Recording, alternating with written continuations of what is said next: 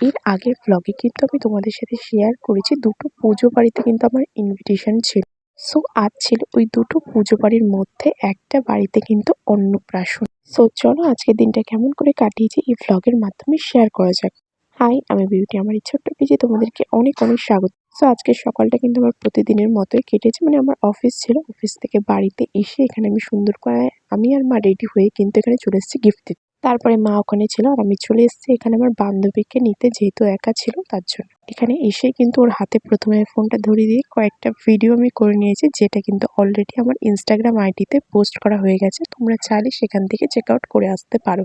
তারপরে বান্ধবী আর আমি রেডি হয়ে কিন্তু আবার চলে এসেছি অনুষ্ঠান বাড়িতে। আর এখানে এসে আমি আরো কয়েকটা ভিডিও করে নিয়েছি। এবার যাচ্ছি আমরা হচ্ছে স্টলের দিক। সো চলো তোমাদের সাথে শেয়ার করি স্টলে কে কে ছিল। এখানে ছিল সব আইটেম কিন্তু ভেজ ছিল, ভেজ পকোড়া, কফি আর ছিল ফুচকা। সো এখান থেকে আমরা কফি আর ফুচকাটাই পেয়েছি, কিন্তু ভেজ পকোড়া আমি 4বার এসেছি, একবারও পাইনি। যেহেতু রাত অনেকটা হয়ে গেছিল তো আমরা কিন্তু এখানে ডিনার করতে বসে গেছি। আর দেখো জায়গাটা কিন্তু এত সুন্দর করে সাজানো হয়েছিল, এখানটাতে ডান্স হচ্ছিল।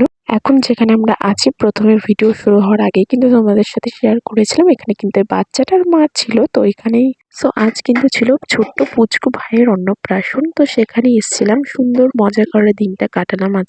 এখন কিন্তু রাত প্রায় 11টা বেজে গেছে। সো অনুষ্ঠান প্রায় কিন্তু শেষের দিকে, তাই দেখো এখানে কিন্তু রাস্তায় খুব একটা লোক নেই।